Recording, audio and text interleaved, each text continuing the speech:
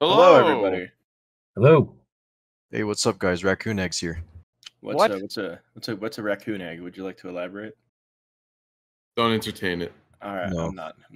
All right. I would not. We're like to here elaborate. with the gentleman who runs the famed webcomic I Survived the Kali Yuga, a really cool, gritty neo-noir sort of Sin City vibe, and he also does a lot of really funny posts too, which is where I interacted with him. Chiefly that toucan Doge that was absolutely hilarious. I can't think of anything funnier than that, bro. I saw it, and then I saw the pumpkin gorilla, and I'm like, this is great. So, Well, I appreciate that. We have him on here. We're going to just do a couple of quick questions with him, see how it's going, and just kind of hang out. I'm currently eating a steak that my girlfriend made. It is phenomenal, I got to say. Must be nice. Yeah. Oh, yeah. I just had to go to German Fest up in Milwaukee, and the food there was not terrific. So I'm a little jealous. What'd you end up getting? Schnitzel and something. Yeah, I feel like you have to try to fuck up schnitzel, dude. I don't think that's easy. I think it just in general, like the food at festivals like that is going to be kind of subpar unless you want to wait in line for 40 minutes at the good vendors. At the ones where everyone else is at, so you just exactly. Yeah. Was it like medieval fair kind of food? No, it's basically just a Oompa kind of vibe. Modern German, like it was all right. It was a thing. My wife was more into it than I am. I took my kids and everything. Well, it was at the Summerfest grounds in Milwaukee, so the entire time, you walk in with a metal detector, so I can't carry my gun and anything, and I got my family. So I'm looking around constantly, like not on, any kind of enjoyment level. Like I'll do that when we're out. Like me and Caroline were out today, and there was this guy walking behind us for like a good 20 feet, and I'm just like, I know he's still following us. I don't know if he's like following us, but you ever get that where you're just like, okay, something doesn't seem right. I do that. I do that shit for work, man, and I can't turn it off sometimes. Sometimes I just kind of go. Dude, I scared the shit out of a pizza delivery guy for idling for more than 2 minutes in the fire lane. It's a pizza delivery car. Like it doesn't look like it looks kind of unassuming. It's got some rust and maybe some paper like around the side of the car. And you walk up and I'm just like, "Can I help you?" And he's like, "Oh, dude, yo, what's up?" And I'm like, "You've been here a while. What's going on?" And he's like, "Nothing, man. I'm delivering pizza." I was like, "I'm sorry." Yeah, I've gotten to the point in my career now where if somebody approaches me while I'm on surveillance, I'll just be like, "Fuck off," are you my boss? Are you the cops? Then I'm not talking to you. Go away. Well, there you go. Yeah, you don't need to talk with them. So I got a quick little pre-topic discussion here. How do you guys like your steaks? Medium rare. I used to like them a little bit more well done, but I've just kind of gave that up in recent years. When I was younger, that was definitely the case. Yeah, I'd agree, but yeah, medium rare is I guess as I got older and my palate matured, I guess I was like, you know what? Yeah, fuck it, hit me with the medium rare. Yeah, nothing beats a medium rare steak. I had a stepbrother who, his dad was in the Navy, so he would always just cook shit burnt for whatever reason. So he just grew up on that. Was like, "No, dude, it's got to be well done." And that's just insane to me. The caveat to that is like burgers. If I'm at a pub or something like that, I'll order well done because burger and get it well done. Yeah, I'm not dealing with parasites from people not washing their hands after they wipe their ass and stuff. So just I'm You're making me, a rare enjoyer, feel a little bit called out here. No, I like a good I would say medium rare depending on the place, but if I know it's solid and I know I'm gonna get a good kind of meat, I'm gonna go rare. Yeah, I agree. I don't want to hurt the animal, dude. I want to make sure it's still alive. I definitely find myself making it more rare for myself, but yeah, for others, I kind of something else I don't understand are the people that are like, "No, you need A1 steak sauce." What the fuck is up with steak sauce, man? What do you guys? Steak sauce? Yeah, I just don't get it, man. I grew up we'd based our steaks and everything in butter and shit. I've never seen A1 before, and then so if you're getting a cut of meat that's like sub-choice, which is like choice is already kind of like if it's like lower than that, I don't know any place that's gonna sell it lower than that, but then I could see it. Like a truck roast or something, you'll throw some A1 on. Yeah, basically, like if you're at a butcher shop and they got like trimmings in the back for like 15 cents a pound or something, like okay, yeah, pull out the A1. But anything higher quality than that, what are you doing? Steak sauce is like it's like okay. Like I can see putting on a burger. Maybe it's not my preference. I think it's kind of take it or leave it. I mean, if you've seasoned your steak well. And you've like, you're an okay cook. You put some fucking garlic in there, a little bit of butter. I mean, you're good to go. You really don't need that like steak sauce. So I'm wondering, at what point does it go from like a steak to like, I'm saying like a lot here. I'm gonna stop doing that. You ever had like a meal? I just did it again. You fuck. I'm gonna cut that out so that doesn't happen. You ever had a meal and you just have to get a dipping sauce with it? And that's just kind of how you eat it. And I don't know if this is exclusive to me, but if I have to have steak sauce with something, I feel like a 5-year-old eating like dino nuggies. And you're dipping your dino nuggies in the ketchup, but you're a grown-ass man doing that with a steak, and it's A1 steak sauce. Or do you put A1 steak sauce on the steak? I'm confused. Listen, bro, I'm supposed to put it on. I've never seen that happen ever. No, I've never done that. I've put like blue cheese on steak before, and that's pretty good. Oh, that's delicious. That is goddamn delicious to do that. I thought you cooked the steak with steak sauce. I don't know. You can. I didn't even know that was an option. I thought you weren't supposed to cook a steak with steak sauce. I thought it was like Worcestershire sauce where you're supposed to like marinate it beforehand. But I would rather I'd rather marinate it in Worcestershire sauce.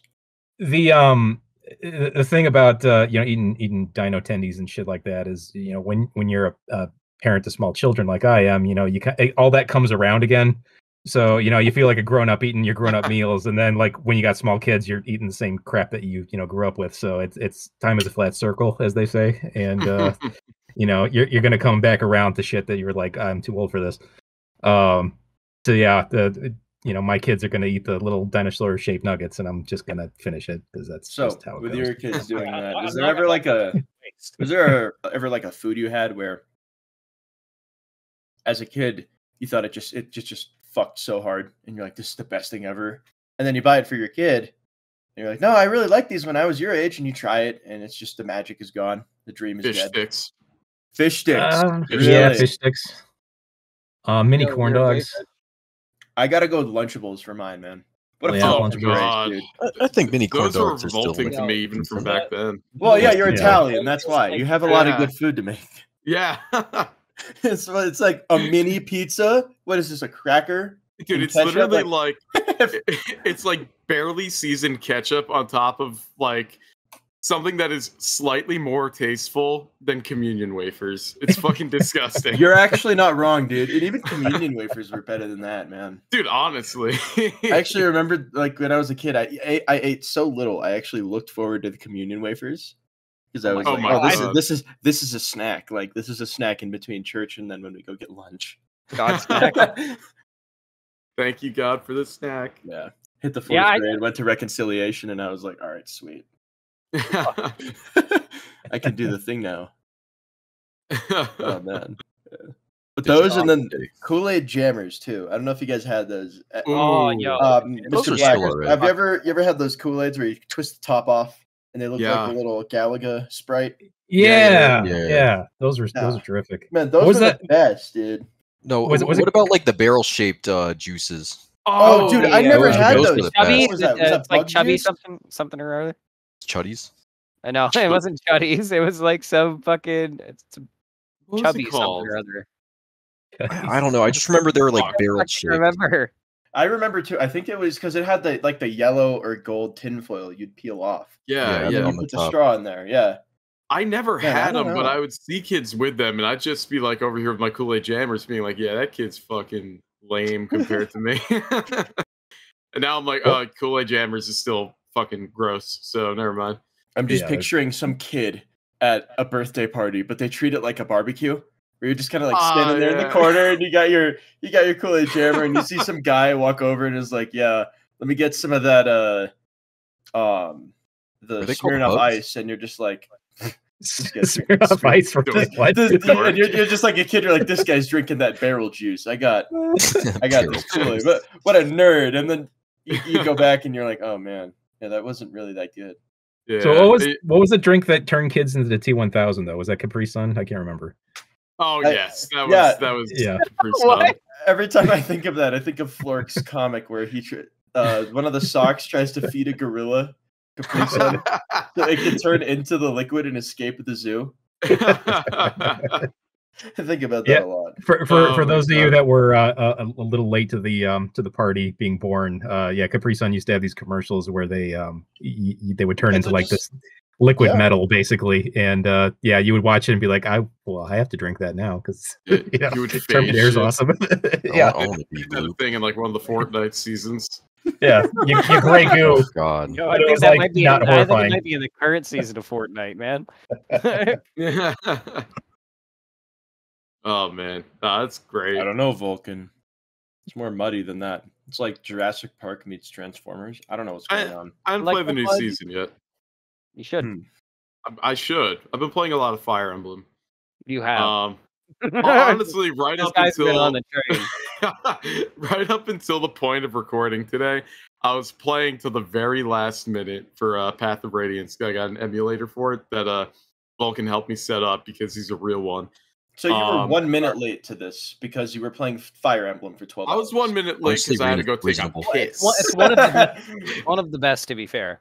All right. Probably. All right. It is the peak of the series. Let me know if you need me to gaslight you into fighting the Dark Knight. Which mission? Me at all, homie? Every single mission. Okay, because like I restarted because I got fucking owned because I let one of my guys like a little too close to where he shows up in that one mission where you're supposed to escape off the port. You did it too.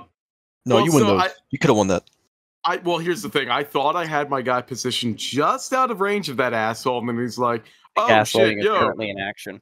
What's good?" One shots my brand new Myrmidon that I just recruited in that mission. I'm like, "Oh, okay, fuck you. I'm restarting." It's a character I don't even use ever again after recruitment, but this is a no death run, fellas. I like to have them. On the topic of zero death completely. Before we get into the pre-topic discussion, do any of you guys have anything you're dying to talk about? See what I did there? You're so funny. You're so funny. Are we talking about Vita Carnis again, or what? I don't know. I want to talk about Vita Carnis just a little bit here because it was really good. Because that'll be a bit of a deep dive. Before we get into that, gentlemen, actually, let's save that for another episode. Let's do the drink discussion. Yeah. What are we drinking tonight, fellas? At the moment, because I have to go back out on work after the cast is over, I'm drinking Liquid Death. Nice. Which is the goth water. I actually like enjoy it. We get that sold in stores up here. It's terrific. What flavor are you partaking in? Static. I don't know what this is called. I think it's just TV Static, man. Yeah, TV Static. It doesn't really have a flavor. There are a few different flavors, and there's one that I tried that was like really fucking good, but I can't remember the name of it. Was it the there's like in the vicinity of the battery factory? I really like that flavor. Yeah, it's like Mango Murder, and like those have like sugars and stuff in it. Yeah, they're all punny too, which is funny. But now this is just like a Sleep Arm or TV Static. It's just a flavorless one. Sleep Arm. Sleep Arm. I love how when your leg falls asleep. Waking Limb is, I think, the flavor. Yeah. Waking Limb. I love how that is so easily like recognizable in someone's mind. If you describe it that way, it's like, oh, I know exactly what that tastes like. It tastes like grandma. Yeah. This tastes like, when you're watching those old CRTs and it was all fuzzy static. Yep. I had a nightmare with like VCR tracking that wouldn't turn off. Oh god, CRTs are terrifying. Dude, it was honestly terrifying. Like my parents would call me to like eat, and then I was like, yeah, I'll turn off the TV, and then it wouldn't turn off. I even fucking unplugged the thing, and it just wouldn't turn off. Oh, no. And that stays in my head rent free. So you should leave your house, 1, and 2. You should tell me what you're drinking, Vulcan. I know you had something special for this one. So I do have water. However, Okay. However, I'm drinking a poor man's whiskey sour. I'm Oh, not that salute. easily impressed. What is My a poor poor man. man's whiskey sour? Okay, so I'm drinking. Zach Harris pour? No, I'm drinking Fireball whiskey with Sprite, ginger ale, and lemonade. That's Bro, that is actually ghetto. that sounds pretty decent. That's like fuck. you're driving a brand new Nissan Versa as opposed to a powder blue Hyundai Accent from like 2003. So that's Well, not it's that poor. It's not. I don't have the. I don't have It's the lime ghetto. juice. I don't have. You don't need I the don't lime have juice, syrup. man. Yeah. Look, it's ghetto. It's cool though. It's appropriate. Your APR on your payments is like 7.9 or something. Yeah. It's not that bad. Yeah. I'm drinking something even trashier than that. I'm drinking a High Noon right now. those aren't that bad. Is this just a trashy drink cast? Because I have Yes, sir. a trashy one too. It's one of those trashy Sundays, you know, All right, Yeah. getting all degened out. It's the I, peach flavor. Jack. If I didn't have work later, I would break out the Evan Williams. That's pretty low. Evan Williams. brow. Oh, really good. fucking Oh, Evan yeah. Williams. Oh goodness. God Goddamn. bless. I'm a private detective, man. That's kind of part and parcel with the job. You have to have shitty bourbon. You got to have your office with the broken blinds, and your desk Yeah. has to be facing away from the broken blinds. And you I just mean, the Room blinds has are to- they're really nice in here, and they are facing away from the blinds. But the only real broken thing in here is the wall leaked because the air conditioner had a leak in it from the storm. Dude, that just sounds So- like your office is more like noir than it should be.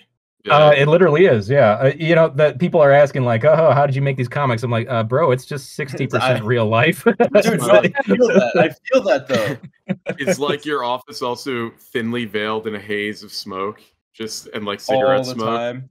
Well, Yeah. I don't smoke in my own house, but yeah, it's Somebody walks in, just That's takes a fart seat. You know, gas. I'm worried about Yeah. my daughter with this guy. They just hear like the 4-note intro to LA Noir. Yep. Yeah, And he just turns around, have a seat. Yep. Came into my office without a thought or a clue.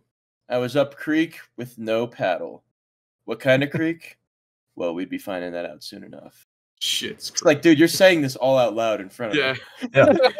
Like, should I come back later? Are you in the middle of like a? It's like leaning out the window, looking I'm outside of the blinds. monologuing. The rain was coming down like all the angels in heaven were taking a piss on me at once. Yeah, that's the. How does he do it? What's his secret? It's okay. I can come back later. I'm not like that. You need to take a moment. It's like, sir, that's your son playing in the sprinklers. Oh shit. Man. Yeah, if you don't speak in torture metaphors, you're not cut out for this line of work. That's. Yeah. You're never gonna make it, kid. Not in this city. Now, what before we get into like the real topics, what were you guys up to this week? This week I worked all week, but then the weekend Yeah. happened. I took like a super long nap, and then practically was just because my girlfriend wanted to come up and was like, "Well, hang out," and I was like, "No, I'm tired." And then I stopped being tired, and I was like, "Hey, we should hang out." She was like, "Sweet." So we went around Frisco today, got lunch, and then got stuff to make dinner with, and then we started painting her D&D character. Oh, nice. Nice. Doing a really, really good job at it so far. Super Oh, yeah. proud of her. What kind of character is it? She's following in the best class footsteps, the rogue, but it's gonna be a tiefling rogue. So Now you said best class. I'm sorry. You Incorrect. said best class, and then you said tiefling. Well, I know those things aren't correlated, but like, Gentlemen, I just think the tiefling is palpable. this It is is all valid. dependent on the edition as well. So if it's a 3.5 rogue, she's an idiot. But if it's like Pathfinder or like Yeah, later I'm gonna version, make sure she's probably gonna be playing Pathfinder or 5e. yeah, I like 5e rogue a lot. I wanna Makes me try feel like Pathfinder. Pogo from Dishonored. 5e is pretty baller. Yeah, Best It's class pretty- is it's pretty obviously a martial type, either fighter or paladin or I do like cleric or paladin, domain. yeah. I'm a ranger / artificer kind of guy myself. I Very will nice. say I appreciate your artifice. I really do Yeah, because dude. you make my armor what it is. Logan, I'm I've seen a you guy. live through shit that you really shouldn't have, just because you are too dumb to die. Yeah. I'm not It's just- dumb. I use my brain just a little too. No, I think he articulate. means. Didn't I the think he party means encounter me. your dwarf? No, actually, yeah. Jack doesn't think at all for his turn. He's just like a big monster. I stab. Oh, he's like, oh, I'm gonna attack like 4 fucking times. Oh, I'm every gonna do time, it again. every time he does combat, he turns it into a fucking Yu-Gi-Oh episode. Yes, Like sir. I can feel the glasses push back against his face as he's about to announce what he's gonna do. I summon Pot of Greed. You can't summon It Pot of Greed anymore. allows me to draw 3 more cards. Literally. Oh yeah. Well, man. that's just Marshals, baby. Want Um, to get good? Got to join the Marshall gang. I know. So the only time Green has ever played D&D was a homebrew mine, and he was a robot that had some What unsavory. do you mean? I used to intentions. host D&D like IRL. Oh, you did, dude. I had no idea. I've been Oh, on shit. plenty of campaigns. Okay. All right. Well, what class do you play, man? I usually just go half-orc barbarian. I can't Classic. read, but I can kill 3 dudes in 1 turn. So Very Exceptional. classic. It's very, Yeah. very good. I appreciate that a lot. And when you crit big. yeah, and it's just fun to roleplay an idiot. You just don't have to think about what you're gonna say. That reminds me That's of my right. last Real life. previous playthrough. I played a guy with 1 intelligence, and he would kill anybody that said no to him. So if you play the Legion doesn't technically say no; they just offer you a completely different idea. Hell yeah. So like, what if you decided to kill Mr. House? Yeah. What if I did? What if I did? Great Yeah, idea. all right. Fuck it. I'm the yes man now. Yeah. Anyway, how about you, Vulcan? What'd you get up to this week? Oh, what? Oh, I was gonna ask Ed what his class is, but we gotta Oh. continue the weekend. Oh, thing. yeah. Yeah, back in the day, I DM mostly now with OSE, but back in the day, Nice. he was usually Ranger or some sort of rogue type build. Hey, all right, Rogue Enjoyer. Let's yeah, Ranger was and classic. look for the Ranger.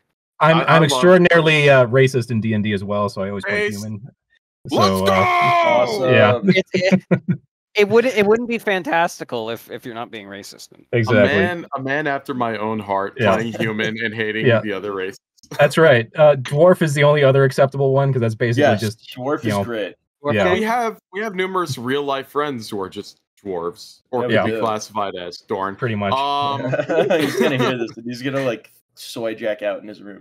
Yeah. I'm happy about that. He's gonna be like, "Shut up! I'm not 5'6". I'm 5'10". When he met me, he was like, "Oh, he'll be like 5'10" or something," and I just show up. I'm 6'4", and I'm like, "Wow, he's really short." And he's like, "Dude, I'm 5'10", and I'm like, Are "You're you? really short?" I just Are you have to sure? own it.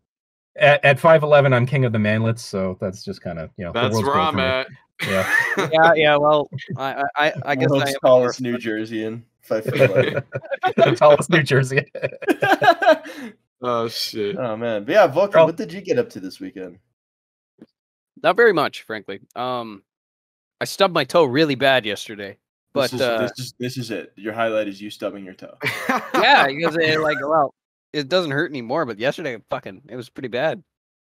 Oof. Um, What'd you like stub it on? oh, I went fishing yesterday too. Fuck. Oh yeah, what was that, no, dude? I was running. You're telling us you stubbed your toe, but you didn't go. You didn't tell us you went fishing. He Well- stubbed his toe so hard he forgot. Well, he it went was not. fishing. Listen, I was really tired yesterday. I was like sleep deprived. I didn't go to bed until like fucking.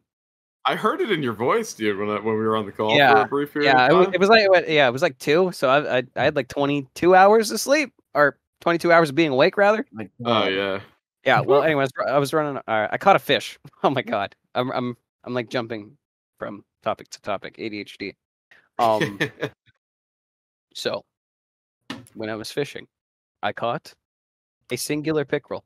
That is it. It was like that's it. It was like 12 inches. It was a really nice fish. It's it was more the than I first spot. catch. It was the first spot, so I just I was showing a couple dudes where to go, and I was like, you want to go to the king of the pickerels? You go here. Turns out it's a little past season because all the vegetation's like dead, so they've really lost all their hunting grounds, so to speak. Ah, That makes sense. Anyway, I still caught one because I'm just built different. And then we go to the next like 2 spots, and I got like 2 fish on. I never got to bring it like onto shore, but like You got yeah. it. That's what's yeah. important. I mean, You I knew what they wanted. They just didn't want it after the fact. yeah. What do you mean by this? And then I stubbed my toe really bad at my friends. Hell yeah. What I was running up the stairs, and then like Okay. I misinterpreted the distance, and then I fucking ran her like right into the fucking stat. Oh, no. Failed that dexterity saving throw. Dude, yeah, I actually rolled a Yeah, nat really. one. like pal, like you're not gonna use my passive dexterity? No, I'm not. And he, like rolls a 1. Don't worry, I have a good modifier. One's a one, bro. Yeah, exactly. There's nothing. Yeah, you I'll can do never about forget it. the time I was playing Performing an D&D. action. I was playing D&D with Vulcan, and I would tell him to roll 2 dex saves because he's playing as a dwarf and another version of himself. It's like a ghost, right? Yeah. So I'm like, oh yeah, man, roll a dex save for you and the ghost version of yourself. And he rolled 2 1s, and I just hear dice hitting the table, and then just a loud, fuck! And then I get an image of 2 dice on That was one great. side of each. Yeah. With a Thankfully, keyboard right behind him, and I'm like, I'm glad he doesn't fake his rolls. At least I know that. That's Luckily, honestly. the Dark Elf Artificer saved your life. So Yeah, he came in clutch. Like before I even like as I was rolling the dice, he was like, "Yeah, you're fine." But I was like, "You know, you still want to see what would happen?"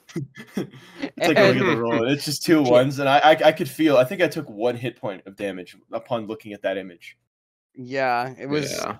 That's It was tough tragic. sometimes. It's time. It's time for another drink. On that note, maybe we shift over to our main topic here with Mr. Edward Black. Yes. So I'm curious about your line of work because it's a private detective, right? Yeah. If there's anything you don't want to discuss, just let me know. But Sure. so how often do you get to have a day off, etc., just hang out, or are you just working 24/7? I mean, I'm kind of a workaholic, so even my days off, I'm usually doing something. And I like what I do, so that doesn't really seem like work to me. It's kind of one of those situations where if you do what you love, you're never going to work a day in your life. So I effectively retired at 29, and I'm 38 now, so I've been retired for years. It's just it's a great line of work. I love doing it, and I kind of set my own hours for the most part. So I took my family out to the German Fest today, for example. I'm just going to do my work tonight as opposed to like doing a 9 to 5 like everybody else. And I wouldn't have it any other way. Yeah. That's a really interesting way to have a schedule set up too. I mean, just the fact that you can do something and then just carve out time to just work through it. Yeah. Great. Now, So- I'm curious because, like this is something, most people don't imagine as still being around this line of work. Everyone thinks, Oh, yeah. It's like, oh, yeah, 50s noir, 60s noir. Sure. That's not around anymore, is it? Yeah, but clearly it is. I mean, Yeah. I think the market shifted. It's a lot more following and taking photos and just keeping a trail. I was gonna on somebody, say, too. like, I was curious to ask, like, what is like the most common type of case that you are working? So the bulk of the work I do right now is actually contracting through the government. I'm not really at liberty to discuss exactly what I do, but it's a lot of undercover work. Aside from that, what I did before that is mostly insurance claims investigations, that sort of thing. So you'd be following claimants around, trying to find out if they're on disability fraud, which happens pretty often. And we had one guy where I worked that was absolutely doing that. Was it the child molester guy or somebody else? No, that was someone else. This was fucking average New Jersey steelworker. Swear to God. No, this guy's from Pennsylvania. Oh, my bad. Sorry. Yep. Yeah. Sorry, you're actually wrong. All these motherfuckers you're talking about from New Jersey, nope, they're all Pennsylvanians. Sorry, Pennsylvania. You guys are actually cancer. Hey, you take that back, man. My dad listens to this. At least New Jersey has one redeeming factor, then. Yeah. What's the one redeeming factor about New Jersey? Tell me. That the child molesters aren't from there. They're in. Oh my God. Apparently. It's relatively easy to get concealed carry relative to the other states around it. Shortly. Ish. That must be a correlation to the amount of child molesters that are not probably in New Jersey. Yeah. So I wanted to ask you about, because I figured if you're doing some work with either like a corporation or a government, usually it's following an entity or entities for I'm guessing a couple months out of the year, just making sure that they're whatever story they're sticking to, you have to find holes in it, where they're going, who they're seeing, all that kind of stuff. I had a great interest in doing that. I've worked with this caseworker who followed around this guy. He burned down his. I live in the Rockies, right? But Yeah. he burned down a series of Airbnb houses he had to collect insurance money. Yeah. So he could upgrade the houses around him. Completely illegal. Nobody was hurt. But I think where he messed up was the fact that he got law enforcement involved immediately when and he kind of came and was like, "Hey, somebody just torched my house." He said, "Somebody just torched my house." Yeah. How does he know That's a that someone massive torched it? fucking giveaway. Yeah. So Yeah. I was working with this caseworker, and we were going around, and pretty much the whole day we just chilled, talked about stuff, hung out in his car, and just kind of waited outside of his house. We had like this park ranger vehicle we were pretending to be in. Yep. So it looked a little bit more normal for this pickup truck just in the middle of the woods outside of this dude's super nice mansion he uses half the time in Snowmass. But I mean, I'm wondering if it's very similar to that, where you're just following the guy, making sure things are up to code, or if you're looking for anything.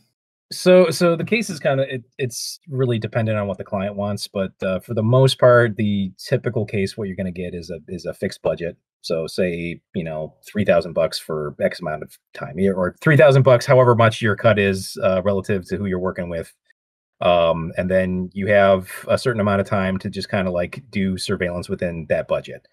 So sometimes that's usually like 3 consecutive days. Other times it's spaced out. Sometimes it's just one day. It really it's never really a consistent thing. But typically speaking, you're going to have just a couple of days on something. They'll find out exactly what they're doing in that window, and then they might reopen it in a couple of months. When they're still signing checks and they're being like, "Why is this guy earning so much?" That kind of thing. So it's a good way to trap them when they think the heat's died down, and then they built the case earlier, and then they just confront them with that. That's really smart. I like that. Yeah, I mean, 9 times out of 10, these people, especially if they have attorneys, they're going to be coached as well. So they're going to be like, oh yeah, don't take the same vehicle out every time. Don't make a habit of the same routes. Make sure to alternate and go different routes. To different places, do different stops.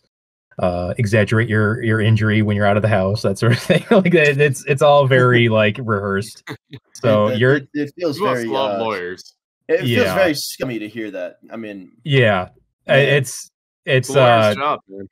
It's a lawyer's job to basically make sure. And I've worked with a lot of lawyers. I've worked for lawyers. I mean, some lawyers are great, but if they're like a full-on attorney and they're like, "Hey, man, make sure you exaggerate your injuries when you're out, not at home." That just sickens me, dude. Well, it helps them get paid. I know it helps them, and I know why they do it. I'm just kind of mad that they gotta scum it up, man. Scummy lawyers. Fuck you, lawyers.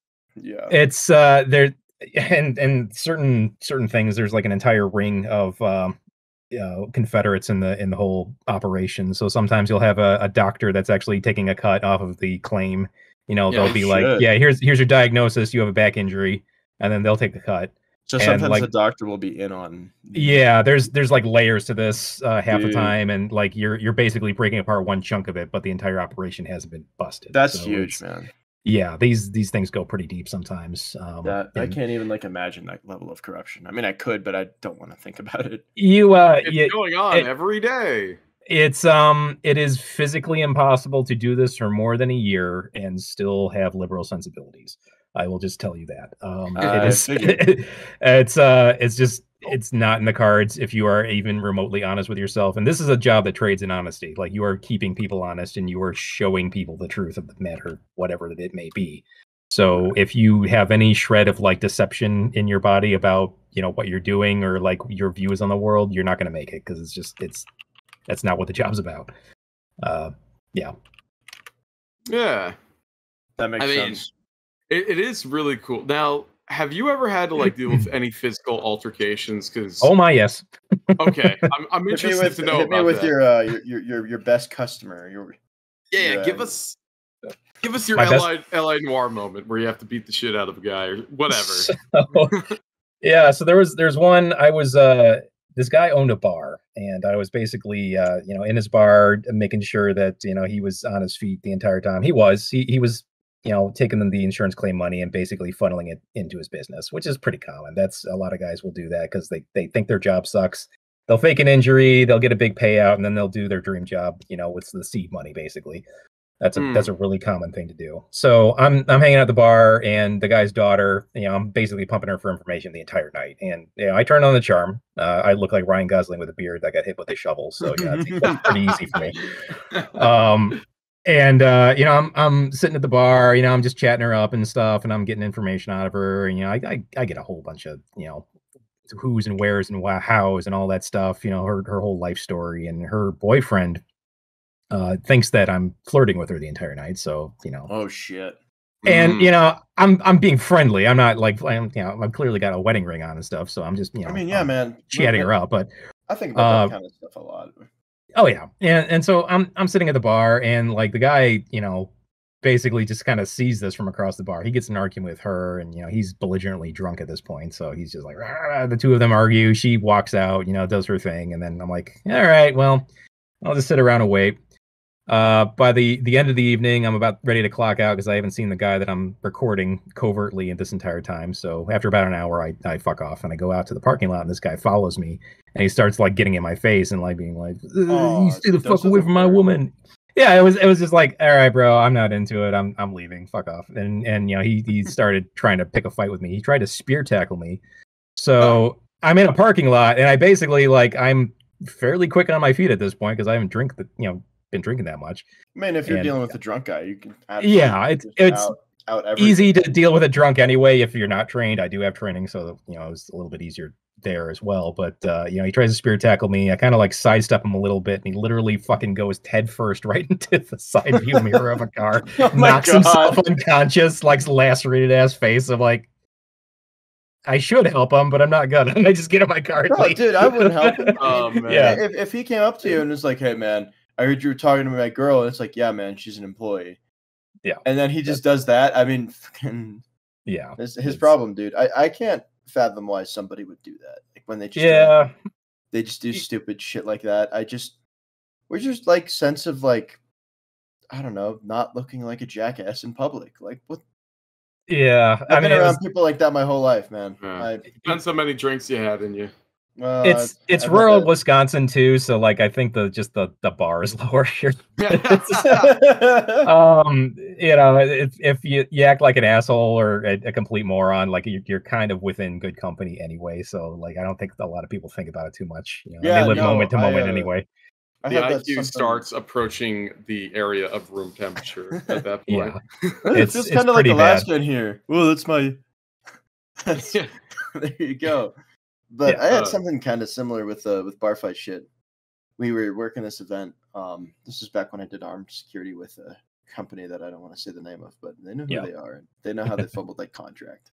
I probably know who it is based on that. So go on. Probably do, bro. Yeah, actually, you might. Did it have anything to do with Kabul? No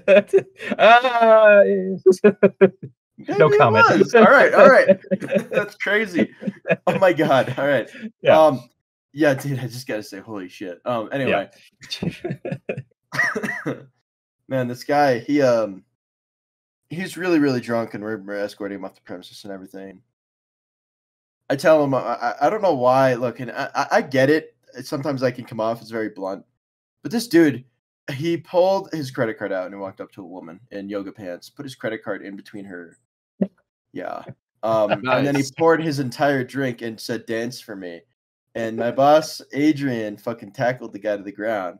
And he's fine the whole time this is going on. He's thinking he's normal. He's like, "All right, yeah, it's whatever." All right, The second we get him to the door and I say, "Enjoy the next 45 minutes," he goes ballistic.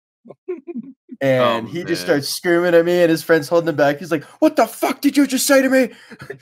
Like, I just said, "Enjoy the next 45 minutes, man." Oh my god.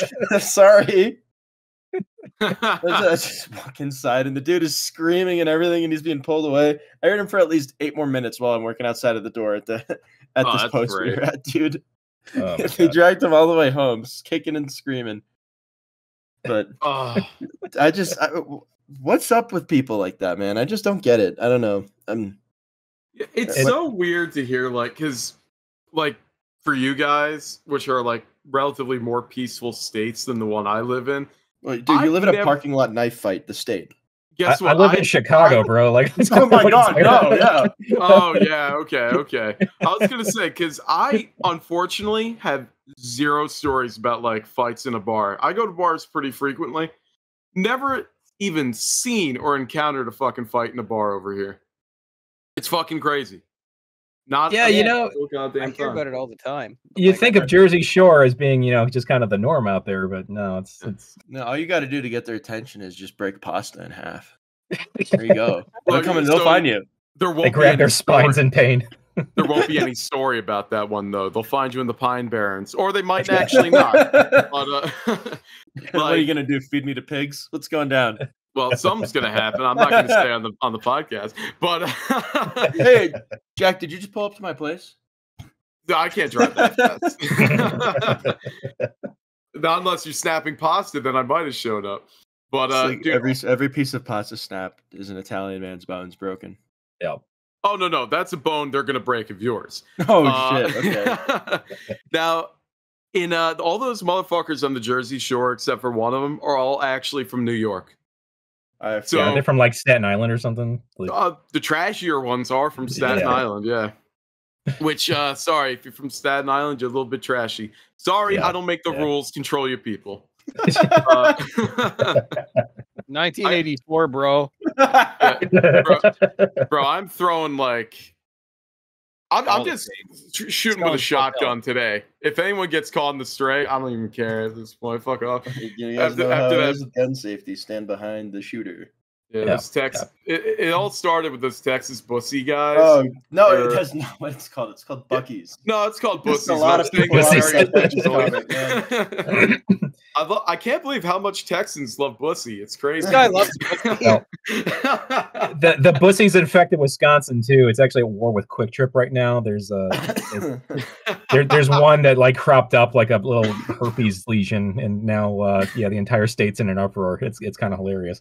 Is it because their gas is cheap? Like, what's up? It's not any cheaper than anything else in the area. It's just like that's like the it's a national pride thing. I remember it's like the Costco of gas stations.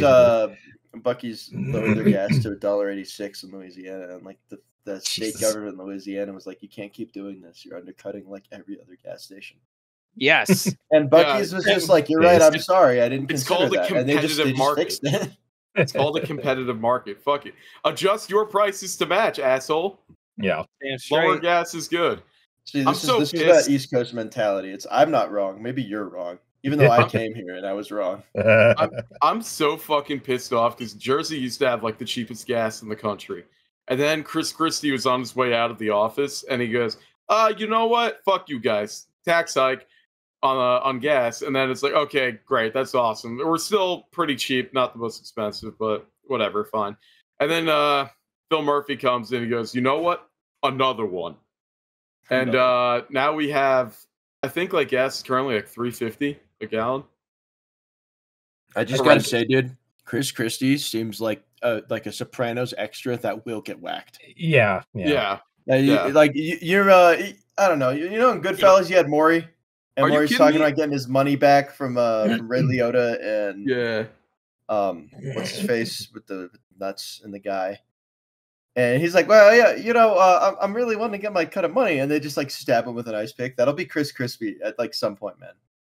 Yeah, well, Chris Christie's actually the Don. Gets car bombed, he becomes Chris Crispy. Yeah, that was low hanging fruit. I'm sorry. Yeah, damn. Fat Chrissy. Sorry, Chris Christie. If you're listening to this, you look like one of those guys. It's not your fault. You're just born like that. Sorry, Chris Christie. If you're listening to this, get fucked. No. He worked hard to get that physique. Are you kidding me? He had to eat so much to get that kind of How much gabagool did he pack away every day? Dude, to get that fucking Tony Soprano monster Chad physique. Dude, he is 75% gabagool.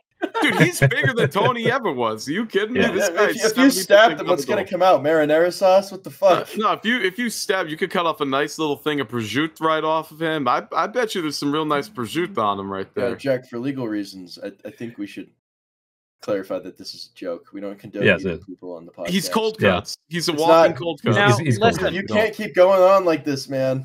Listen, if you like to eat a little bit of flesh here and there, Just go for it. Well, you have to Yeah. specify human flesh, but he's not a human; he's a pig. So Yeah, I feel like eating him would give you high cholesterol for sure. likely. oh, dude, You're gonna get the looking gout at him for a week looking straight. at him gives Your you blood high pressure cholesterol. Looks like increases bad after eating a cholesterol, but little it bit. spreads like good cholesterol. So right now, Christie's at war with JB Pritzker for the most corrupt and most fat simultaneously in the country. JB Pritzker, I think, could take him to task. Honestly, like that guy, literally, like put the state in a perpetual state of like emergency, like kept renewing it over and over and over again, specifically so like he could get the state out of debt by getting a federal like emergency grant.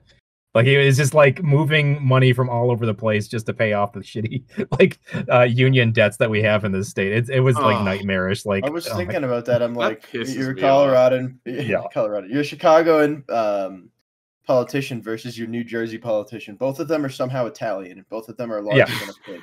Both How of is them are this Italian. Both of them are corrupt. The amount of Yeah. overlap here is insane. I'm Both of gonna them are stop ripping on the honestly Italians. I can feel the pasta mafia coming. through. There was a legit pipeline from Atlantic City to Chicago during Prohibition, and those ties never left. Like Yes, sir. it's kind of like the Jewish mafia in LA never left. They just became Hollywood producers. Like it's Yes, literally sir. just like And they kept the rape. yeah. The casting couch never changed. Can we get that as a soundbite from Jack? Yeah, please. That would be awesome. You Kept just the rape. give me 5 minutes, and I go to. Well, speaking of sound bites and just content in general, what made you start up your webcomic? Oh God. So I started around 2018. I ran a page called Dank Detective Memes. I don't know if anybody remembers that, but I knew of Vaguely. it. I remember you knew it. of it, but yeah, I really feel like I've heard of it. it was like the 2016 era, 2015. 2018. Yeah, it was like When 2017, Perp stuff 2018. wasn't funny anymore. Oh my god, Yeah. I followed it. Yeah. So that was way the fuck long ago. And then I was seeing like just like various Wojak characters, and I decided to kind of crudely draw facsimile of me and like every other guy that looked like me all simultaneously. And kind of make a riff on the Gray Man at the time, and that became like that 30-year-old Greatest Generation dude. That was just kind of like that 30-year-old boomer. I think was popular at the time. Oh So I put that on there, and that just exploded around every gun page and whatnot. And then people started like randomly asking me for advice and stuff. I'm like, what the fuck? All right. Man, I get stuff like that. They're like, "Hey, how do you discipline your kids?" And I'm like, I don't have kids. You got dad in the title, bro. Yeah, no, I know. I just thought it sounded nice. Yeah, I mean, and whenever that happens, I'm like, here's how you should do it, and I check some stuff because I still want to be helpful. But I think I just make some shit up, and it just works out. Yeah, it's to beat the mercilessly. Sometimes a different perspective is always required. Yeah, actually, you're not wrong, man. You're not wrong. I think the impulse too is if you're kind of funny and your jokes kind of resonate on like a well thought out level, people kind of associate that with like having your shit together, or at least having some semblance of intelligence that you can maybe like string together a thought. There's some wisdom there. Yeah, I've had that happen because I used to run this big meme group, and I'd do like meme live streams and everything every like once a week or something. If I showed you my face, you guys would probably be able to call me out by name, which is why I don't do it anymore. But I had people come to me with like some legit shit, like, "Yeah, man, my parents are fighting, and my dad just stormed out of the house, and he took a bunch of shit with him and left." And I'm like, "That's messed up, man. That's rough. Why are you coming to me with this?" And they're like, "Because it seems like you have a bunch of your stuff together." And I'm like, "Just because I like, as in college at the time, I was like, just because I'm like going through college doesn't mean I have stuff together, man." Yeah. You'd be amazed at how little it takes for people to be like, "This guy might know what's up." And I mean, I'm guilty of that too, man. I've asked a bunch of people who don't have their shit together what to do. Yeah, it's I don't think I've personally ever asked anybody for advice. That's just because I come up from a household where I was neglected the entire time. But Just skipping over that trauma. Yeah, we'll just gloss over that one. But no, put it back in the vault. It's back in the vault. No, I understand the impulse though to just kind of like reach out to people that you respect and at the very least have an idea that they might know what they're talking about, because everybody needs a soundboard now and then to just kind of like bounce ideas off of, because you never know. Sometimes if you're running into a wall, when you have no idea how to get yourself out of it, somebody else might have an idea like, hey, the door's over there. So, you know, that's something I think a lot of people some do. seriously good insight. I think a lot of people need to hear. Yeah. And yeah, I feel that because like in my like local personal friend group, like there's like 2 guys in our group that are like the group dads. I'm one of them because is it because you grill like a dad? Or well, I you grill got like the a dad, bod, or which but one? while I'm grilling like a dad with a dad bod, they come up to me for advice, and I'm like, all right, son. And I got a beer in one hand. I'm like, all right. Yeah, I was about son. to ask. Do you have the tongs and the chef hat and the fucking like I hail actually to the have- chef on it? I actually do have an apron that is I think it says the Grill Father on it. It's like Oh in yeah, the- yeah, you do. Yeah. I remember because I made a Life of Greg thing about that, and I put your character in the grill father. Yeah, the other apron I have is from what the hell's it called? Way of the House Husband with a little Shiba Inu on it. Oh my god! Like I can't not have that. Is that one of them animes? It's one of them Japanese more of a- animes. It's more of Japanese it. cartoons. If you really look at the way it's animated, it's less like an manga. anime, more of a comic. Yeah. That's the one where the ex Yakuza Yeah. becomes a stay-at-home dad, right? Yeah, yeah. Funny. That actually sounds pretty good. It's actually very entertaining because, like, everyone obviously looks at him and is like, "Oh, this guy's a fucking Yakuza member," and he always still talks like he's still like in the mafia. So it's like, "Oh, I need to get some of that good white powder shit." And he's just talking about like flour or like sugar or something. confectioner sugar. You Yeah, have no yeah. self-control. China White, of course. It is actually a very, very funny and very like cute show. I recommend it to anyone. That's good stuff. So we went from Dastardly, what was it, Dastardly Detective something? To anime. Yeah. Oh, yeah. So how did we arrive where we have your character wandering the streets of this like neon dystopia? So yeah, after a while, I used to actually write books. Back in the day, they didn't sell a lot. They got pirated to shit in Indonesia, and that was pretty much the end of that. Oh shit! And No, then, it got traction though. yeah, That's I got some fucked traction. Yeah, people know who I am in Indonesia, but it's Yo. I figured, you know, after I got popular enough, I'm like, well, maybe I could just, you know, do stories this way. I got an actual audience now, and it's kind of baked in, and people liked it. They kept you know, wanting more and stuff, and I kept writing more. And the drawings looked like absolute hammered horseshit at first, and they just got better because I got better over time. You do something long enough, over enough repetitions, eventually you will improve. Yeah. Yeah, man, for sure. And like What? nowadays, they look pretty presentable. I mean, they're not at the level that I want them at, but you know, I don't think that's really ever a thing for any illustrator. You know, it's I never can't going to think be of how any you want artist it. It'll will never look say- good to you. It'll look Yeah. good to everyone else, but it won't look good to you. Yeah, I don't think exactly. there's a single artist out there that will say like I'm satisfied with this piece. Yeah. Like and like they will permanently be satisfied. Maybe you'll look at it and go, yeah, this was all right. I did It's decent. all right. Yeah. And then Yeah. you come back and then you're like, I hate everything about this. Like, I hate it. I Yes. want to destroy it. I've done Yeah. that so many times with so many different pieces of art.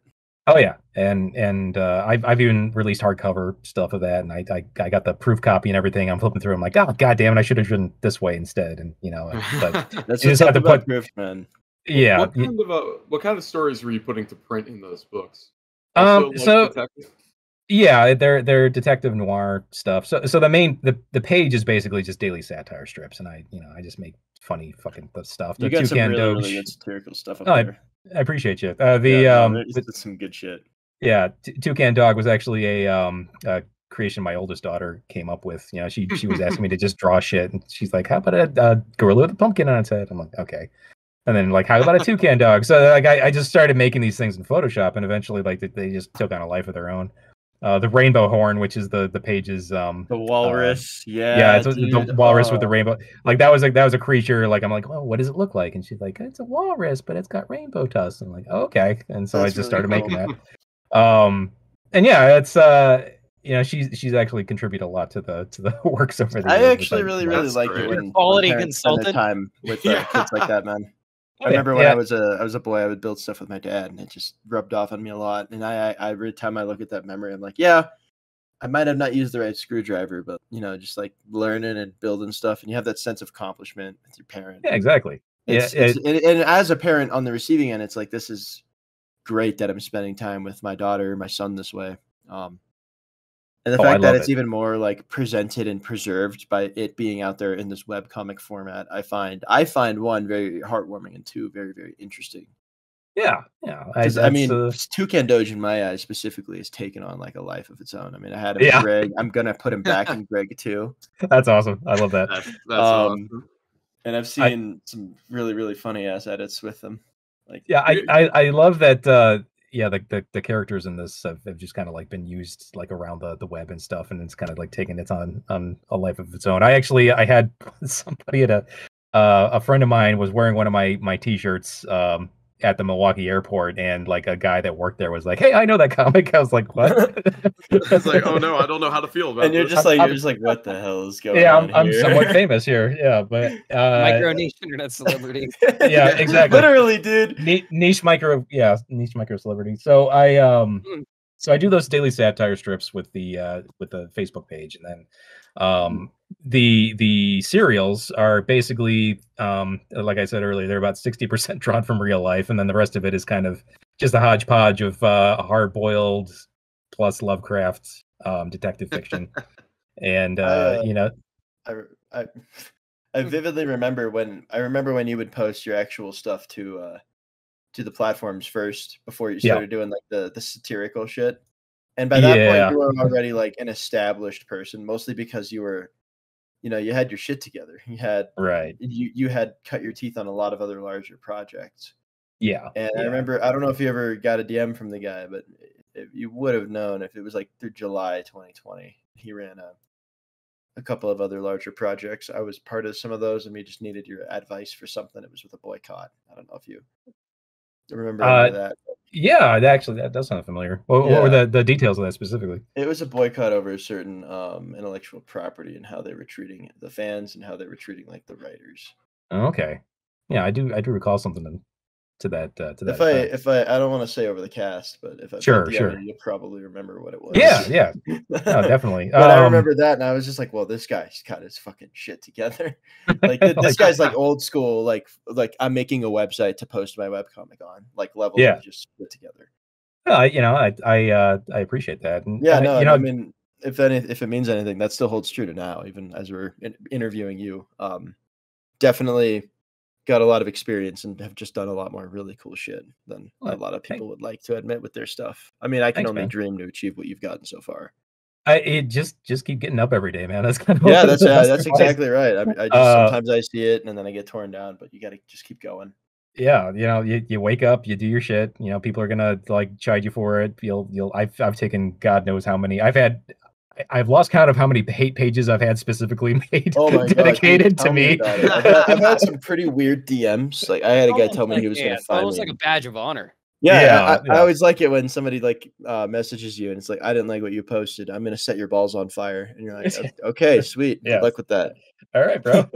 I always like to post it and I'm like, we got mail, guys. Yeah, it's crazy. It kind of have to like just learn to laugh at it because like at first you're like taking it back. You're like, who the fuck are you? Like my instinct in real life, if somebody's like that is just like basically get in their face and be like, all right, do we have business or what's going on? And over the internet, there's that like obvious like wall. You got that internet tough guy that's like, you're nothing, man. I can handle you, and it's like, fuck it, okay, bro. I don't have to live my life acting like that. You do you. Like at the end of the day, exactly. I don't have to. Yeah, I can take solace in knowing not to be like that. That same wall that allows them to be a telephone tough guy also allows you to just be like, I can just evacuate from this from my brain. I don't have to think about this. Yeah, exactly. And there's always going to be people out there that like either are covetous of you or just don't like you or whatever. It doesn't matter. It's just like at the end of the day, like I have succeeded in every metric that is really a metric for success. So I'm kind of like, what? Why do I care? It's like, all right. So it's interesting, man. I think that anybody can really do this if they just kind of like stick with it long enough. Oh yeah, definitely. Yeah. I do have to ask though. Yeah. I'm wondering how do you deal with people that because I see some short form content sometimes, and one thing I really enjoy is when whoever makes content, like there's a chef at a golf club and he like people are like, man, those burgers look trash AF for real, bro. You forgot this. And he's like, you know what? Yeah, sometimes we all make, and he takes this like this comment and turns it into a learning lesson. You ever gotten a Yeah. comment that's just like, your shit sucks, you're not doing it right, I don't like the style? Every time. Hit me with like the Yeah. worst CNC you've ever had. For Oh, me, yeah, I was yeah. told my art looked like Taco Bell versions of like art. Taco And Bell. What and the I was like, fuck? I was like, I love Taco Bell. I don't give a shit. Yeah. It's fine with me. What I does no, that you know, and even I'm, mean? Yeah, because that's what I'm saying, bro. It's like, is it easily and readily available for people? Oh, it might make your stomach upset. I'm sorry, bro. Maybe you just need to If get your a better stomach is stomach. if your stomach is made upset by Taco Bell, you're weak. yeah, you're not going to survive the happening. Yeah. The trees are gonna come and get you. Yeah. So I have yes, over the years I because I started off with like literally like fucking MS Paint style drawings, and nowadays I do like pretty photorealistic stuff, and that I got to where I am today specifically by you know getting out of my comfort zone and basically like having people tell me like this is garbage. And I'm like, yeah, I know. Yeah, and like I have to progressively like get better at it. And when you're doing daily strips, it's kind of hard to do that because you have an audience you got to maintain. You got a brand look that has to be maintained to a degree. And like all these things kind of coalesce to kind of hold you back a little bit. And you just kind of have to get over that. You know, you might like lose some followers for a little bit, but it's just like you'll get them back. I've You know, had, yeah, that's fucking super relatable, bro. yeah, and it's just I for a very long time I had a semi photorealistic, it was like near realistic art style, but the proportions and the angle were very fixed. And a lot of that I can thank Flork for, because he kind of like made it socially acceptable to have very, very simple drawings, like telling complex stories and stuff. We love But Flork here. yeah, Yeah, he's an awesome dude. Yeah. His Oh, yeah. his philosophy kind of like got me started, but over time I was kind of like, all right, the constraints are really kind of holding me back with what I want to do with these, so I need to kind of up my game and get better at the techniques and stuff. So yeah, over time, yeah, those people that were just basically like, you can't draw, everything's like you make this shit. I'm like, all right, I know. Let me get better, and I would get better a little bit, and then like those comments would come like 6 months later. They'd come back and be like, yeah, this still looks like shit, and I'd be like, all right, let me get better, and then you know I would change it up again. And you know nowadays it's kind of like I don't get those comments anymore for the Nice. most part. Like I don't think anybody's really hit me with like you can't draw anymore. Like ever since I kind of started doing the photorealistic style, they're like, oh, you're strangely absent from the DMs now. What's going on? Yeah. Uh, Unrelated, I gotta say, because shout outs to you for making that fucking badass picture. That We'll post it up on screen here, but yeah, he's gotten. Here's what I would say: the mark of a true artist is somebody that knows when they have mistakes and knows how and when to rectify them, and the ability to just continue to improve upon your work. right. It doesn't matter how good your shit is, bro. It matters your work ethic and how willing you are to perfect whatever you're working on. And I'm not saying you have to work on one thing forever, like Sisyphus pushing the boulder, but for me, I've made some projects and some content, a couple of brand identities and apps where I'm like, this is really dog shit, but it really helped me learn about setting up home bars or how Adobe Sketch wiring works. And I still love those projects because I did learn from those stepping stones. Mm-hmm. Yeah, totally. The early versions of Photoshop kind of like set the building blocks for what I do now. You know, learning all these little techniques and little tricks that you can use in that program specifically to make stuff look how you want it to look. Oh, dude, yeah. So yeah, I love it. I use integration now with AI tech for a lot of it, and like I'll use it to augment my stuff, but I don't like just rip straight prompts for the most part because it's just that's not going to look how you want it anyway. It's like less respectable. But yeah, if you can take it and tweak it, add stuff, repaint some things, fix it up. That's also good too. I mean, you're still doing it. Yeah, and you kind of have to, because like the technology, it's getting better. It's like you can make some pretty remarkable looking stuff, but like at the end of the day, it's still gonna be pretty subjective based on the prompts you put in. And if they're not completely on the money, they're gonna look completely different how you want. So you're still gonna have to fall back on things like, you know, photo manipulation, on drawing like fundamentals, like all that kind of stuff. I think about that kind of stuff a lot, and I've had I tried it out with a few things, and then I mean it's also just good to brainstorm. I like to use InVision as well whenever I'm like coming up with like mood ideas and aesthetics, typeface I'm going to use for certain characters and things. It's a good way to go with it.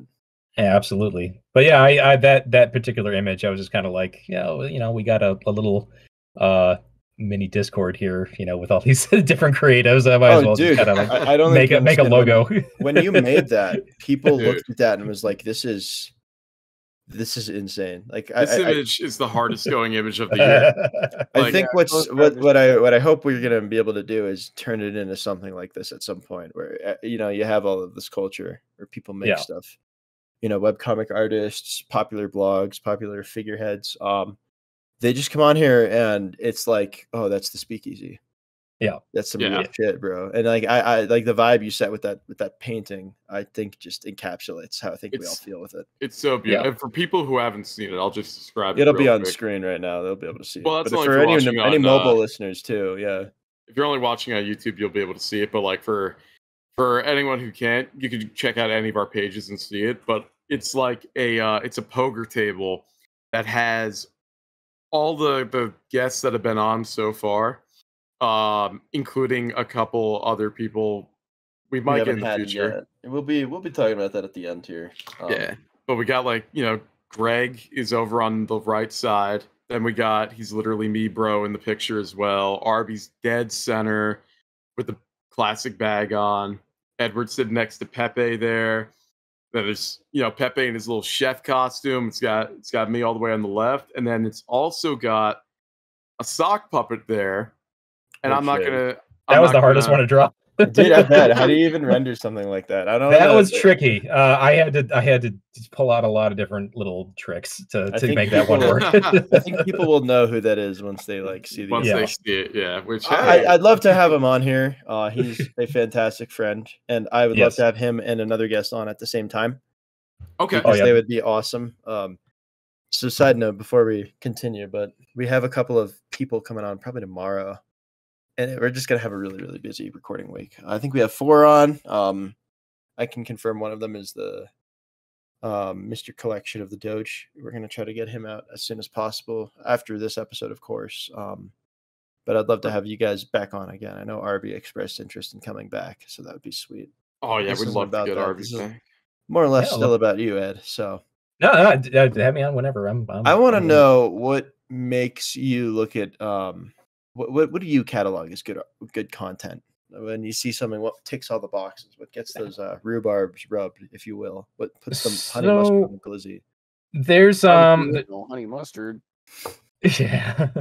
So. I really like stuff that clearly had a lot of layers of thought put into it. Something that is not just shit posting for the sake of it. There was some intention of I had this idea earlier in the day and I needed to make it manifest. That shows when you have that kind of thing happen to you.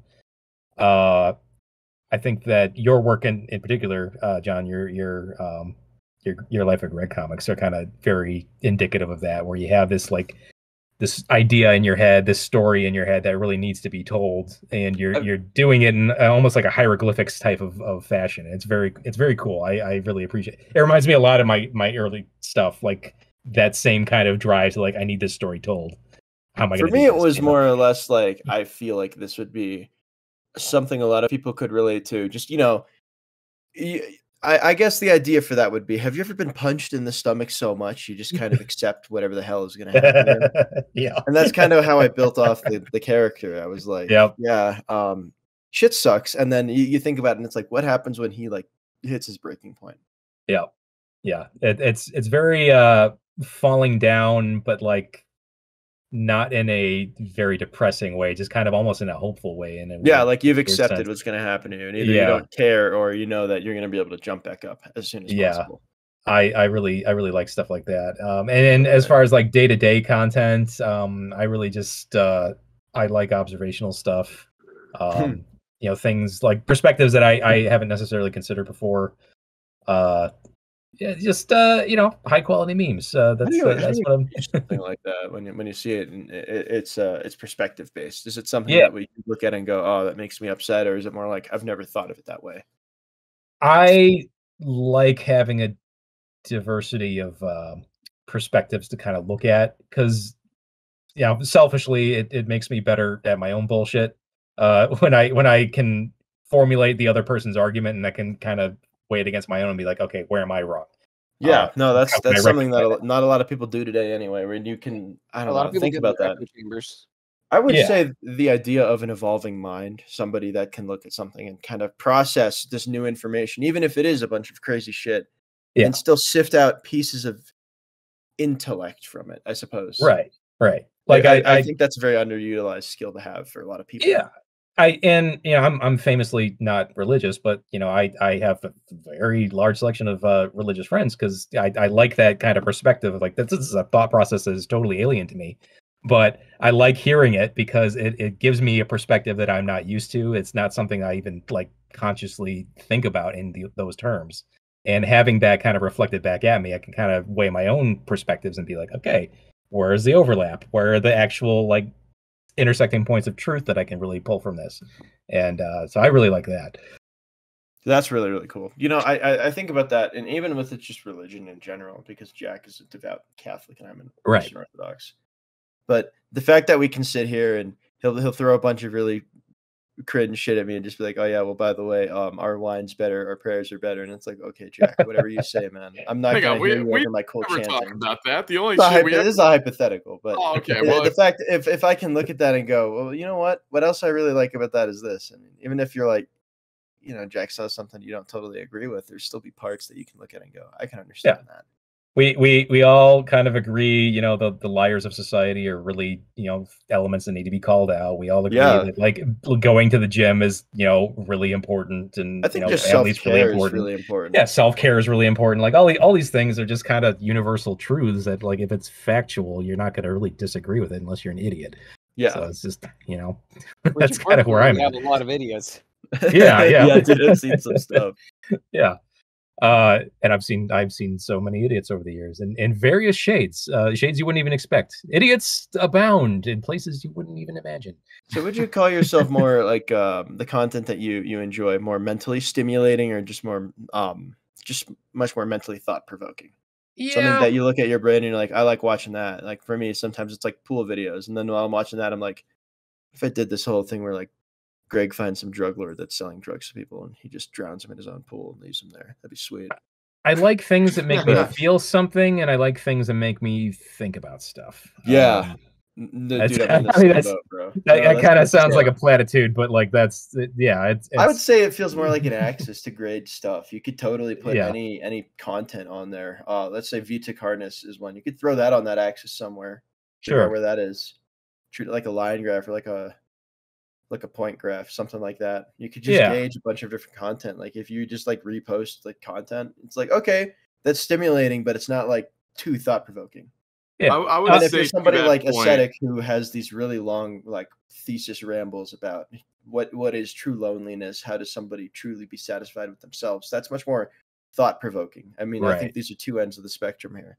Yeah, I'll use a normie example for the audience. So you got The Last of Us parts 1 and 2, right? So The Last of Us part 1 makes you feel something. That is definitely something that like a lot of people can relate to. That opening segment was very, it was a gut punch. Emotional as hell. Yeah, it was an absolute gut punch, and like the rest of the story kind of like plays off of that. And that was very much like that. That will make you feel something. The second one makes you think things. They're not good things. But they violent thoughts. Yeah, it makes you think about like, okay, why did they go in this direction? What is the impetus behind it? Why would the people creating this kind of try to go down this path? And it makes you go on like tangents of cultural manipulation of trying to create a new zeitgeist through storytelling, and like all these like different thoughts that kind of relay back to not so much the story itself, but like the creation behind it. Yeah. And I think that's where the value of that game is just kind of it shows a light on like the thought process of the creatives. And like looking at Neil Druckmann and how much of a fucking retard he is. There was some stuff in there when you're looking at that game as a concept that I really enjoyed, especially the concept of like getting even. Like, is it really everything that you want? And then that's like that's just combined with like, I'm gonna mocap myself in this game, and it's like, are you okay, Neil? What's going on? The problem with that revenge bad thing is like originally in the first game that was going to be a plot point, but then like the writer, I forget her name, was like, She got That fired is- by Neil She got anyway. shafted. Oh yeah, Yeah. because Yeah, she got screwed. she said that story concept is fucking stupid. Yep. People are way too focused on their own survival to do this whole stupid like revenge plot crap. I'm completely or whatever. inclined to agree. I think you're right.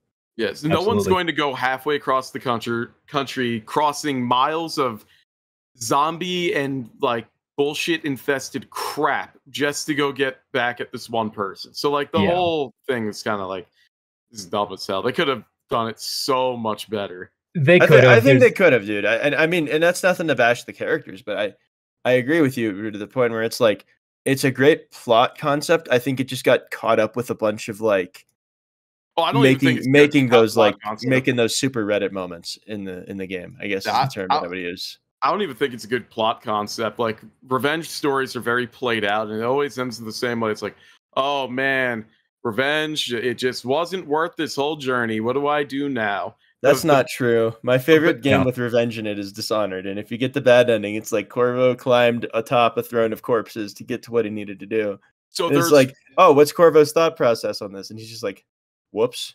Well, Yeah. so the Anyway. thing is, like, it's good if the point I'm of the gonna play message Dishonored is again. not.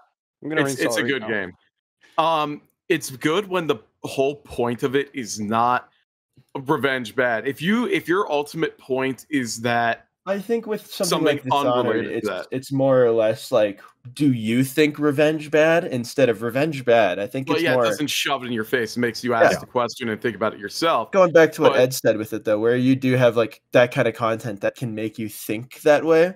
And again, sift it like out. Like that what pieces of content. this can I agree with where revenge Yeah. is bad? Yeah. You know? So I think so that would be the mark of a perfect version of that story. leaning into that theme, I actually used that in the first issue of my graphic novel series. Yeah, and, you did.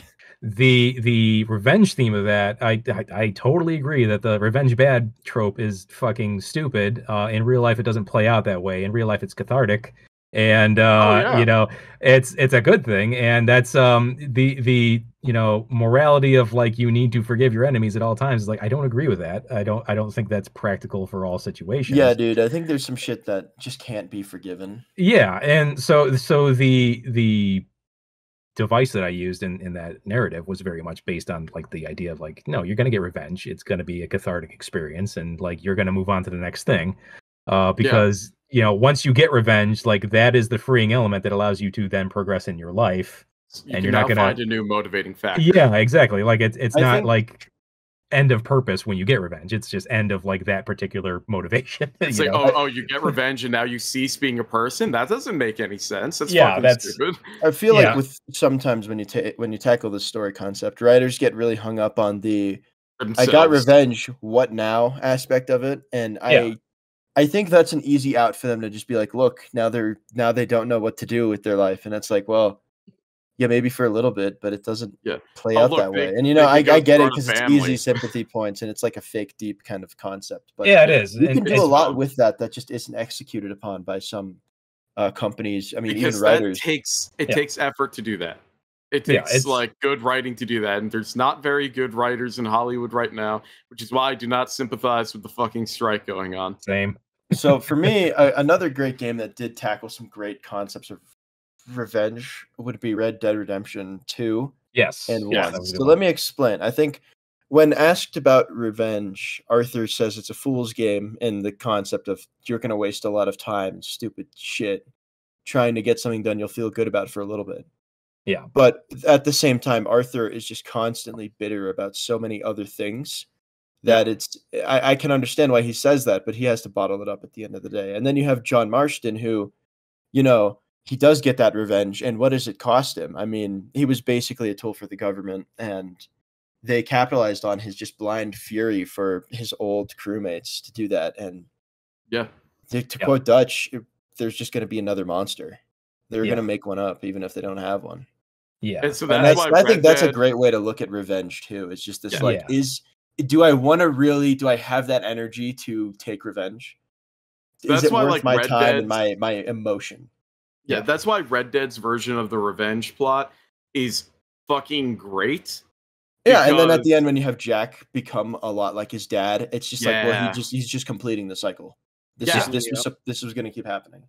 Yeah, And I think that's because just masterful storytelling with that too. Yeah, because the point of that is not revenge. It's who like being a tool and being used. I And- think if we talk about Red Dead 1, I could fill 3 podcast episodes about it. Absolutely. Yeah. I'm just saying. That's got a lot of layers to it. Oh my Yeah. god, so many man versus self, man versus nature, man Yeah. versus society and an industry. Just oh, I Yeah. feel like Revolver even lightly. kinda Revolver goes- has that Yeah. too. Yeah, Goes into Yeah. that I too, think that was 'cause- more man versus man versus society though. Yeah, there was a lot. There was different things going on, but otherwise, really good game. I like Very Revolver. very good series of games in my opinion. Yes.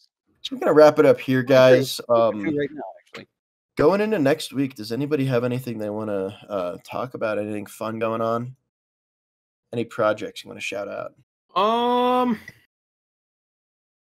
I mean, I'm pretty much just gonna be hanging around. I mean, fuck, tomorrow. Well, This guy's gonna be Wait. playing Fire Emblem for the next week. well, but probably. Well, I'm you're almost gonna done find him in with his it. room, and he's just gonna be like, Certainly. leave me alone. I'm Yeah, playing I'm Fire actually- Emblem." He's gonna be streaming it for us like 24/7. I'm actually almost done with it, so unfortunately, it will not be the rest of the Well, week. there's what was it? There is Radiant Radiant Dawn. Yeah, there you go. Hell So- yeah, I'll probably kill that like by Thursday. But other than that, I mean, shit, we have a big fucking recording session coming up Yeah. between today and tomorrow. Holy Oh, yeah. shit! Make That's sure you gonna guys, be, make sure you guys are in the long haul for that. Yeah. Make sure you don't drink too much. Yeah, we really wanted to do this because we realized after we had some technical difficulties with the Newscast last week, and now we're like, okay, hang on, let us just get ahead of the game. Let's get a couple of these recorded so that if we do encounter problems, we can still get you guys an episode. So that's what we're amending it to. As for like the rest of the week for me, not really too much. I'm kind of hanging around waiting for a call back from work about an interview and stuff that might determine if I am going to head out to Colorado. But other than that, I mean, the only thing I want to talk about is like maybe last week, or not even last week, yesterday. Fellas, have you guys ever been out for conveyor belt sushi? Yes, I have. Oh yeah.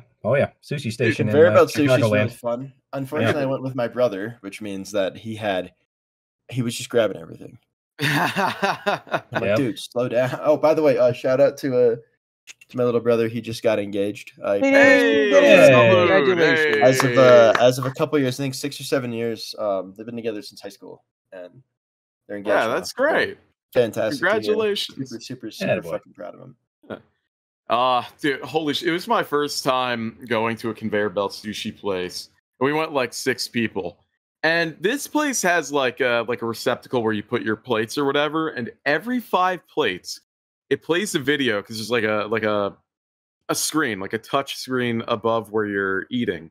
And it plays a little like 5-second video, like a little bit of a story. It's usually like blah blah blah has this recipe and it's gotten stolen. Help him get it back. Get more plates. And you put This more is- plates in. This And is a it plays- fever dream. It's This dude, feels it's like so, a fever dream, man. It's It's very so Japanese. fucking funny. It's so weird, man. Why? Why does the sushi experience need to be like this? Well, I'll tell you what, it is fun. And if you put in enough, they put you out like a little gacha game type thing where the little capsule ball rolls out for you guys and you pop it open, you get a little gift. Dude, This it's is- pretty cool. I gotta So- go with Ed, man. That is the most Japanese thing I've ever heard. Dude, I'll tell you straight why. A gotcha game, capsule game for doing your dishes at a restaurant. Yeah, They I'll told tell you why it's like that. By the way, it's the only country in the world that's been nuked 3 times, and once they did it themselves. So that's why. yes, sir. Dude, that shit's Yeah. so much fucking brain awesome. damage you can accumulate. Bro, they had I an mean- express conveyor belt as well, where you could punch something in on the touchpad, and they'll shoot that little bitch right over to you. But I tell you what, the intrusive thought when the express belt is going by and it's for someone else, the intrusive thought to just kind of like shoot your hand out and grab it real quick. It's like, damn, I kind of want to do that. Man, that's nuts. Yeah. Yeah, it's no, I love conveyor belt sushi. Try going with toddlers, and it is. Oh, dude, I bet toddlers love that bedlam. shit. It's just interactive food for them. Yeah, yeah. they love it. And when the little robot comes by with your sushi and it's got the little cat face on it, they absolutely love Oh, I love Curtifus. Yeah. Yeah. They go nuts. it. Yep. Oh my god.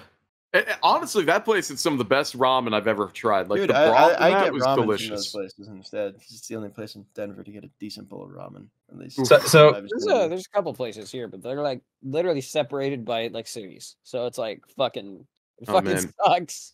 Dude, up by me, there's in the town of Edison, there's like basically a little Asia in that part of town where it's nothing but like really good Asian restaurants. It's anything from Korean to Chinese to Japanese to Mongolian, even Indian places as well. And brother, I tell you what, I've loved making the trip up there. It's like 50 minutes north, but it's absolutely worth going up there for it. We also got like karaoke bars and shit too. It's great. So what do you guys live near Philly? I don't. I live relatively nearby. I used to live in Haverford for a minute, so like I'm trying to. Yeah, I used to live in Yardley. Yeah, every now and then a little bit of the drawl comes out, and you gotta sound exasperated for every little thing. You know, it's like that accent kind of just pops out randomly. But yeah. Yeah, I remember there's a Japanese restaurant out that way, and I can't remember the fucking name of it. And I was wondering if you guys knew, but yeah, you're a little far from it. But can't help you, brother. I got too much altitude here. Yeah. There's a few brain damage places. Yeah, a lot of brain damage and radiation. I would need a little bit more description. It was by Bryn Mawr. I can't remember the fucking name. Guys, it's the sushi shop. Yeah. Yeah. The sushi shop, of course. What kind of sushi shop? I don't know, man. Yeah. It just sold sushi. Yeah. All right, we'll get right on that. You ever got a tip like that? He went that way. Which way? You know, that way. That way. Oh, thanks. Lord's there, you know. Oh man, my people, we point with our lips, so we just we tell them over there. See that, dude? That's fucking funny, dude. Vulcan, you fishing anytime this week? Stubbing toes. Fuck, I might. I wasn't really like. Honestly, I don't really plan on it. Sneak out of work and go fly fishing with my dad at some point. Yeah, that'd be fucking awesome. Hell yeah. Do you guys get trout? You guys must. We got hella trout, dude. We got brown trout and rainbow trout here. Are usually the ones you want to catch. Rainbow trout, there's so fucking many of them, and they're all silly. I mean, they're dumb. I mean, sometimes they swallow the hook. There's really nothing you can do. You take that fish home and you fry them up. Well, yeah, exactly. When it comes to trout too, you gotta be really really careful. Careful with the bumps. Yeah. That's something I got. I have these little. Oh, go ahead. Sorry. Oh, sorry. I was taking a drink. Oh, okay. Right. So when you're picking up the trout, you want to actually wet your hands. Yeah. Because they're like skin. They're scaleless, so like they have this this mucusy. Like, it's like a weird membrane they have. Yeah. Yep. It's fucking vile. Dude, it's pretty damn good eating though. You fry it up, man. Throw a little bit of some cheap Cajun on there. But yeah, so we're gonna be doing that. I haven't fly fished with my dad yet, but he's the same. He's my dad. He ties flies with the hair from his dog when he brushes it. So I love you, Dad. I love you, Doge Dad's dad. Shout out to Doge Granddad. Yo, Doge. I don't want to call him that because he's starting to get gray hair. And I feel really bad for like doing that. It's like, oh yeah, you're the granddad. He's like, well, why? Tell him his son just got married and is about to have one. Yeah. Well, now he's fine with that. His more successful son is gonna have a kid. So yo, but like, the first is an internet comic artist. Like, that is so unbelievably sad. What you just said, dude. Don't even. Come on. Don't think about it. You're famous to at least 60,000 people. That's pretty good. Minimum. Most people don't get past 100. It is what it is. I mean, it's not much, but it ain't much. But it's honest. It's honest content. Honest content. Yeah, like your stuff is like remarkably profound. You made a slight portion in a video that like hit my soul like so hard that I was it the out of touch one? Yeah, it was. Yeah, dude. I went ahead and I crafted that because I was like, that feels like a very out of touch moment when you just have this nostalgia that you can't recapture ever again. Yeah. Oh, I love those videos. Those are mint. Oh yeah, man. Oh, they're great. One How to time I Touch had a buddy of Thursdays. mine show me my own video. It was like there's some idiot on the internet and he makes this stuff. And he pulled up my YouTube channel and showed me one of my videos. And I was like, oh man, that's crazy. And he's listening to this right now. Nassim, you know who you are. It is I am the idiot. And I was like, dude, that's me. And he's like, nah, you're just fucking with me. And I was You're like, just fucking with me. this isn't something I would be proud of either, dude. Don't worry. But yeah, Oh, shit. Green, what are you doing this week? Anything fun? Not really. No. Just Understandable. Playing League. you already Oh, know yeah. what it is. You should get Mech Warrior and play with us, Yeah, dude. Perhaps. or you should join the Mech Warrior D&D campaign I'm running. We just Yeah. got a tonnage bonus, so if you join, there'll be another tonnage bonus for the party. Yeah. Which means I can fit more Atlas. I will not let you run an Atlas. We have Not to get yet. enough people. You'll get there. I'm gonna make you salvage pieces of it, like You'll get your Exodia, Steiner okay? Scout Lance whenever Yeah. when We you need to work get for enough it. people to like just suck it up and be in a locust so I can play with my Atlas. Yeah, that's what I'm saying. Like it hasn't gotten to that point yet where like Vantage was like, I want to be in a catapult, and I'm like, all right, so Jack still doesn't get his Atlas. Cool. yeah. I'm Chicken Walker supremacy, so Chicken yeah, Walker, let's it's go. gonna be a Scroll, bro. vulture or a crab, Marauder something gang. something that Crab. That's cool. Currently Right. for the campaign, I'm gonna be in a Highlander, which you know what? I actually do like the Highlander more than the Atlas. Yo, the so Highlander for a 90-ton mech is like it fucks. wrong. Dude, Yeah. Fucks. it literally gets a bonus to jumping on things. Yeah, like- dude. Like I fail to see anything wrong with that. Give it that Highlander burial, baby. Yeah. Let's Yes, go. sir. All right. Let me just before blow we off everyone's head with a Gauss rifle too. before we There you go. keep having conversation, Ed, you wanna sign us out of here? I'll let you I'll let you sign us out. Oh shit. Well, thanks for having me on. Have me back Glad to have anytime. And where are we right now? You gotta say where you are. we are on the Speakeasy podcast and Doge Dad podcast. Thank you guys for listening. Thank you. I kind of was hoping Thank for you you for to be like, listening. hey guys, thanks for listening. I'll see you Okay. next time. I have to actually throw one more thing in because I forgot our last cast had to be scrapped. Well, we have we're gonna have a Q&A segment soon, and we're gonna post the link to the email for you guys to send your questions into. It'll be at the And- bottom of the screen right now. It'll be at the bottom of the screen, or if you're on Spotify, I'll link it in the description. But the email is speakingeasypc@gmail.com. So we'll send the link, send in your questions. If we like your questions, we'll read them on here and answer them. Thanks for listening. Be sure to like, share, and subscrib. Yeah. Don't forget to smash that bell, guys. Don't forget to leave a comment. like button. Let's get that outro music like you did with Green that one time. Yeah. Just like end the video like a Mr. Beast video. I've not seen a single Mr. Beast video. You're missing nothing. That is so. I could talk about that. The difference between like brain like content that makes you like stimulated versus content that makes you think. Like we were No, talking but I about. admire the hustle. I do too. Sure. But I at the same admire the time, good work he does. the fact that for, there's like, a plugin for absolutely. Google Chrome that turns every video into a Mr. Beast. Oh my thumbnail, god, that makes me It's cry. it's that's horrifying. very funny. The That's horror is very beyond my funny. comprehension. Anyway, Amazing. we were the Yeah. Speakeasy here with Mr. Ed Black, author of I Survived the Kali Yuga. Yeah. Thank And I think we'll see you guys in the next one. He'll definitely Yeah. be back because I still want to talk about a lot of stuff with you, bro. So Yep. Have me back anytime. Yeah, you're awesome. awesome. An Thank hour you and a guys half for is not listening. enough time. Check it out on Appreciate you. Spotify and Apple Podcasts as well. If you're listening to us on those two platforms, then we love you extra special.